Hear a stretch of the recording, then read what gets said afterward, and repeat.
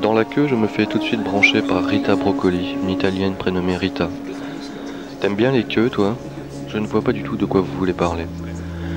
Bon, écoute, il y a une méga partouze après l'after.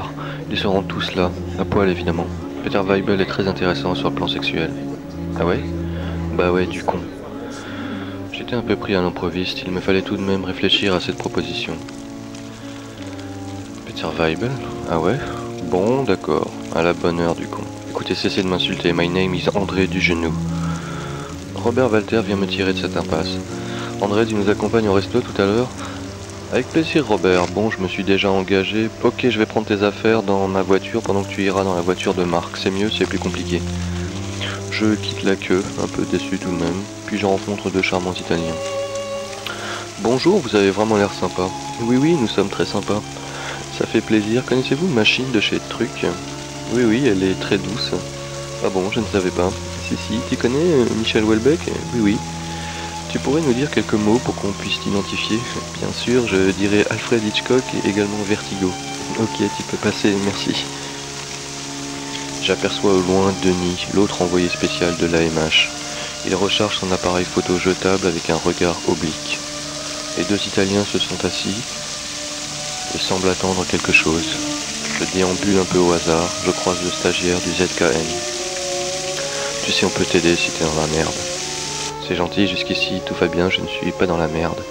Si, si, je t'assure que tout va bien. My name is André Dugenou. Oui, oui, je sais, Raël m'a prévenu. Mulder et Scully du FBI t'attendent dans les chiottes. Pourquoi dans les chiottes? C'est vraiment trop con. Visiblement, ce mec est un peu barge. Ça devient un peu gênant. Je ne sais pas trop quoi faire. Dramaturgiquement, c'est une sorte de ventre mou, un temps mort, un espace plutôt infréquentable. Marc, que je ne connais ni d'Ève ni d'Adam, vient vers moi. Bonsoir, je suis Marc. Bonsoir, moi aussi. Je veux dire, je suis aussi André Dugenou. Voici le stagiaire du ZKM qui nous accompagnera pendant que tes affaires voyageront dans le van de Rita Broccoli avec Michel Houellebecq et d'autres personnes. Tu veux dire Robert Walter? Oui, bien sûr, Robert Walter. Bonsoir, je suis le stagiaire du ZKM. Bonsoir, moi aussi. Il y a une troisième voiture avec les femmes, mais tu n'es pas censé être au courant. Bien sûr, je ne pose aucune question. Allons-y. Nous nous retrouvons ensemble dans une vieille voiture allemande, puissante et un peu déglinguée, en route vers je ne sais où.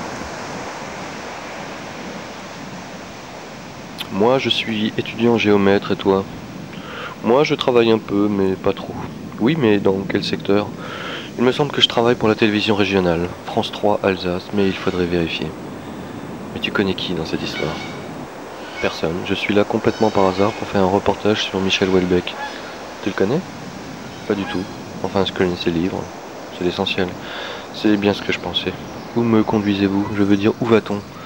Nous allons dans un restaurant pour manger en compagnie de Michel Houellebecq, Robert Walter et aussi tous les autres. Une voiture passe en trombe devant nous en klaxonnant. Je peux apercevoir des visages féminins à travers le pare-brise arrière. Je reconnais Heike et Elisabeth. Tout a l'air normal. C'est rassurant. Marc me parle de sa double culture allemande et française, de son accident à la main droite dû à un excès d'écriture de formules mathématiques. Il me parle aussi de son emploi de professeur de pâtisserie, où il a dû remplacer au pied levé un cuisinier qui s'était transmuté en infirmier.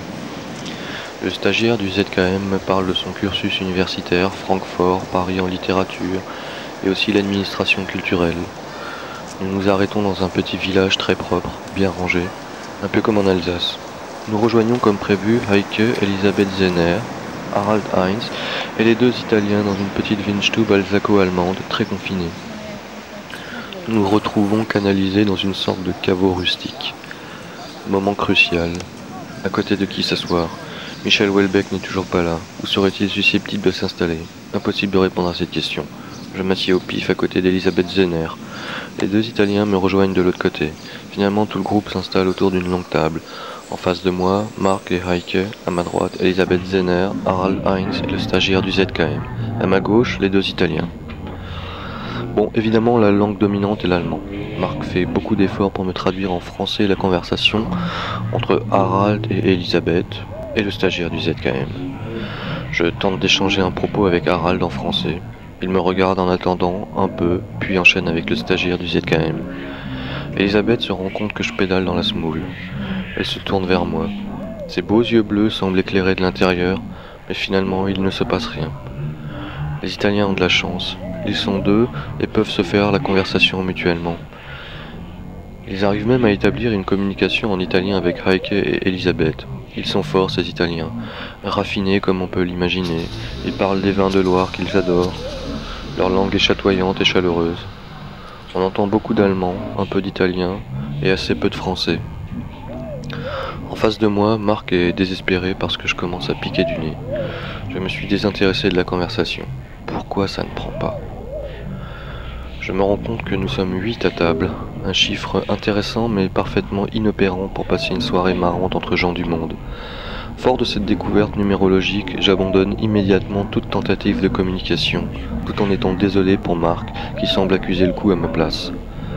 Un peu plus tard, nous apprenons que Michel Houellebecq, Robert Walter, Denis, Peter Weibel et Séverine, et certainement d'autres, dînent tranquillement dans la pièce d'à côté, alors que nous nous faisons ultra chier de ce côté-ci du resto, et qu'il y avait largement la place pour installer encore une douzaine de personnes. Heike, comme moi, est extrêmement déçu par cette ségrégation de merde entre les têtes pensantes et les têtes pensées. Bon, c'est pas la peine de s'énerver, il n'y a plus qu'à attendre stoïquement la fin de cette soirée pénible. Je repense à la plateforme dans ce brouhaha environnant auquel je ne comprends plus rien. Je me résigne à prendre des pauses de plus en plus débiles pour tâcher de me remettre dans le coup. Rien n'y fait. Je me rends compte que je suis extrêmement fatigué. J'arrête les pauses et je regarde la table sans bouger. Je fais maintenant corps avec la table. C'est agréable de trouver un interlocuteur sympathique. Pendant le repas, j'ai mangé exactement la même chose que Marc. Il avait l'air bien inspiré, alors j'ai fait comme lui. J'ai pris des escargots en entrée, puis un jambonneau avec une salade de pommes de terre. Pour le dessert, le stagiaire du ZKM était plus prompt. Lui aussi avait l'air bien inspiré. Comme lui, j'ai pris une crème brûlée.